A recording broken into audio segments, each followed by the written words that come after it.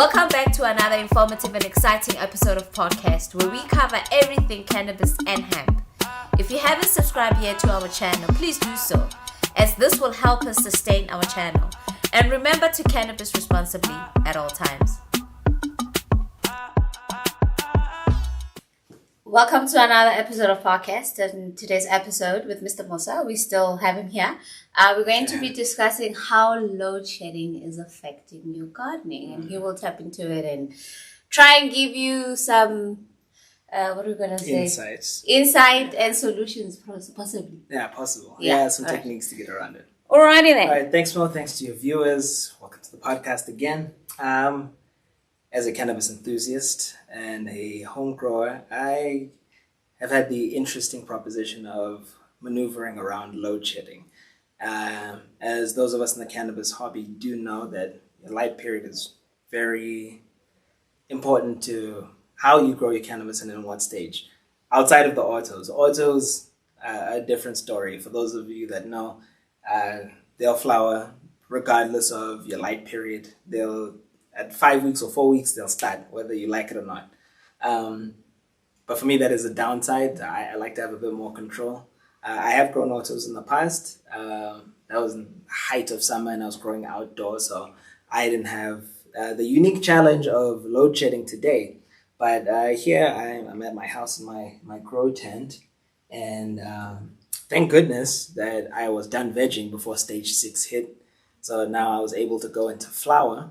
So I'm definitely getting less than 12 hours of light, which is also why I'm keeping my tent here open next to this window, because my lights aren't on all the time, number one. Number two, I try to mimic the 12 hours on and off just with ambient light, but also I need ventilation. Load shedding kind of took out my inline fan and my clip fan, my circulation fan and my exhaust fan. So those are gone. I've had to use just an air cooler that I keep on when I can, just to keep air moving around here, because especially at this time in flower, man, you don't want to deal with powdery mildew. You don't want to deal with any kind of fungus.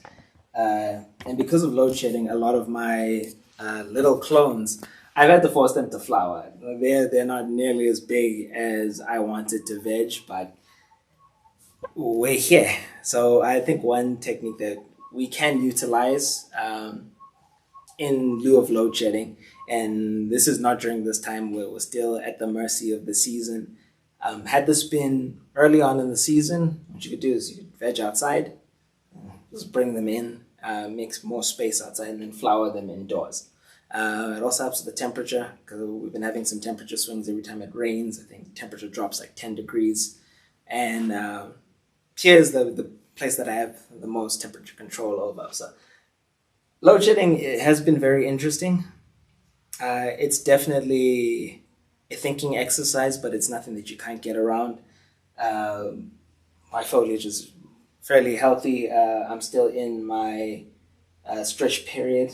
This will be week 3 of flower, but we soldier on. Load shedding or no, they call it weed for a reason. It's very resilient. So even now, coming on 7 o'clock is the time when I'm going to shut everything down, turn everything off. I have it on 7 a.m., 7 p.m., then 12 hours on and off. So yeah, hopefully this could give you some insight if you are trying to keep your plants in veg during this time.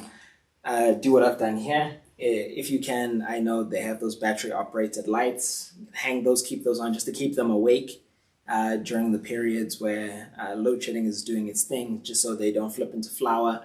Or if you have a nice north facing window, or you can face your tent or your grow setup north and keep it open, then you can have access to the ambient sunlight.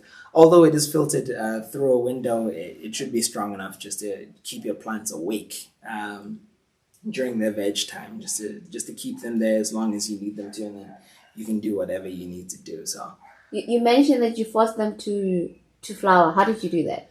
They're feminized, but they're photo period and non-auto flower. As I was saying earlier, auto flowers, they'll flower regardless of the photoperiod being how much time it is exposed to light and darkness. So right now, I really haven't had any recourse because the days have been getting shorter than 12 hours too. So even if I had them outside to veg, they're still going to flower outside. So I really didn't have any recourse. So it's been less than 12 hours. So I'm just going to see what happens. I was hoping to keep these in veg like into next season, take some clones and what have you. But those plans have changed. So better luck next season. And I'll plan around this a bit better. So when it starts getting warm, just try to get a jump on the season. If you've seen the container gardening video, there is a makeshift little greenhouse compartment thing that you can make out of a 5-liter, big enough for a seedling, big enough for a little clone. I imagine that if you get a 10-liter bottle, I've seen those around as well, you can do the same thing. Just get your prep time in, like get those ahead of time. So, next season when it comes around and maybe you want to get a jump on the season, keep your seedlings, your clones warm outside and get that going because right now nothing is promised with load shedding. But yeah, I hope. Can we see the soil? I want Yeah. to see the soil because you made that. I want the Yeah. viewers to see it. Yeah. So what I did is, actually let me get you this one. I made a cocoa soil mix. So I repurposed some of my cocoa from last season because it was full of roots and what have you. Oh, yeah, just keep it on there. I mixed it with some soil. I mixed it with some soil and some organic amendments and what have you, and just keeping the water in. The pH has been giving me an issue, so I've been getting a few lockouts, but I've been able to sort that out because the top is coming along fine. But if you can see this white stuff, that's actually fungus from the living soil as well. You can go into a fungus episode for that. Actually, give me a second. I actually have one that sprouted a little mushroom. There we go. Yeah, the mushroom is done sporulating. So yeah, there's the little mushroom that grew out of this little soil. Just beware because I did start these clones with liquid nutrients in a hydroponic medium, and then I switched them over to a somewhat hot soil. So nutrient burn is always a risk, and I've learned that the hard way. But if you're learning it, it's always a good thing. So yeah, I'm hoping this can help you out with your load shedding issues. Be sure to turn off your lights. Like during load shedding, I've had a few episodes where I forgot to turn off my HPS and then it was on all night and kind of confused my plants for a little bit. So yeah, just be aware of your light schedule, be aware of your load shedding schedule, and hopefully you find a few ways to get around this. And then until next episode, cannabis responsibly. Thank you so much for watching. Please don't forget to hit that subscribe, like, and share buttons below. We would also appreciate your comments.